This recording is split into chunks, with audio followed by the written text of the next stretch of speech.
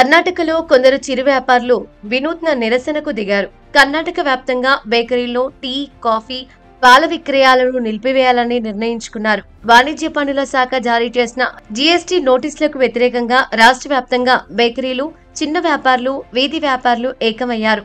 నిరసన తెలుపుతున్నారు. Tea, coffee, పాల విక్రయాలను నిలిపివేయడమే కాదు, కేవలం బ్లాక్ టీ, బ్లాక్ కాఫీ మాత్రమే అందుబాటులో ఉంచారు.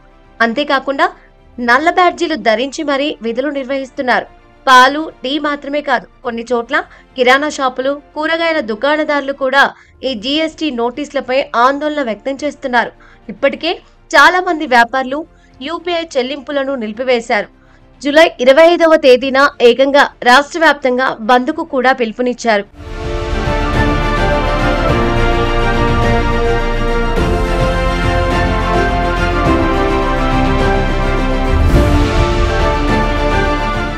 కర్ణాటకలో జీఎస్టీ నోటీసులు చిరు వ్యాపారులకు రావడంతో వారు నిరసనకు దిగారు. డిజిటల్ లావాదేవీల ద్వారా 20 లక్షల రూపాయలు లేదంటే 40 లక్షలకు మించి లావాదేవీలు జరిపిన వ్యాపారులకు ఈ నోటీసులు అందాయి.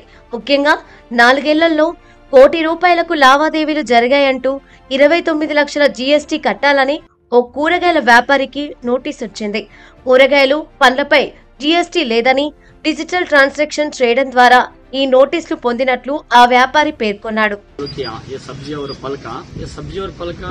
टैक्स नहीं रहता, बट ये फोन पे और पेटीएम ट्रांजेक्शन करता है ना, हर कस्टमर आने के लिए 10-20 रुपया फोन पे करके वो आइटम ऐसा पेमेंट ज्यादा हो गया ज्यादा तो वो एक साल में 40 लाख ज्यादा क्रॉस हो गया। वो जीएसटी रूल्स क्या बोलता हूँ, 40 लाख के ऊपर रहता तो जीएसटी नंबर लेने के लिए बोलता हूँ, बट मेरा गुड्स और सब्जी और फल वो टैक्स नहीं रहता, इसलिए मैं नंबर नहीं लिया।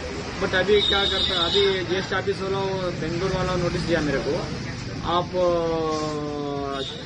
4 साल से इतना बिजनेस किया, 1.5 करोड़ रुपया बिजनेस किया, 1.5 करोड़ रुपया को आप 29 लाख रुपीस टैक्स भराने के लिए बोला।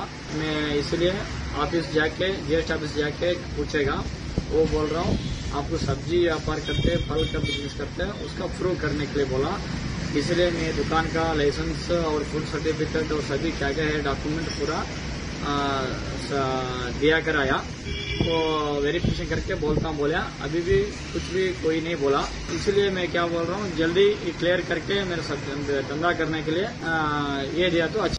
డిజిటల్ పేమెంట్లకు చాలా మంది చిరు వ్యాపారులు దూరంగా ఉంటున్నారు. పెద్ద ఎత్తున పన్నులు చెల్లించాలన్న భయంతోనే ఈ నిర్ణయం తీసుకున్నారు. ఇక దీనిపై సీఎం సిద్ధరామయ్య స్పందించారు. చిన్న వ్యాపారుల ప్రతినిధులతో సమావేశమయ్యారు. వారి సమస్యలను విన్నారు. పరిష్కార మార్గాలను చూస్తానని చెప్పినట్లు సమాచారం. ఇక చిరు వ్యాపారుల సంఘాలు మాత్రం డిమాండ్లను నెరవేర్చాలని చెబుతోంది. చిరు వ్యాపారులకు జీఎస్టీ నోటీసులను వెనక్కి తీసుకోవాలని డిమాండ్ చేస్తున్నారు. కాగా వేలాది మంది చిన్న సన్నకారు వ్యాపారుల జీవనోపాధికి సంబంధించిన ఈ సమస్య ప్రభుత్వానికి ఒక పెద్ద సవాల్గా మారింది. సున్నితమైన రీతిలో ఈ సమస్యను పరిష్కరించకపోతే ఇది పెద్ద ఎత్తున ప్రజా వ్యతిరేకతకు దారితీయవచ్చని రాజకీయ విశ్లేషకులు అభిప్రాయపడుతున్నారు.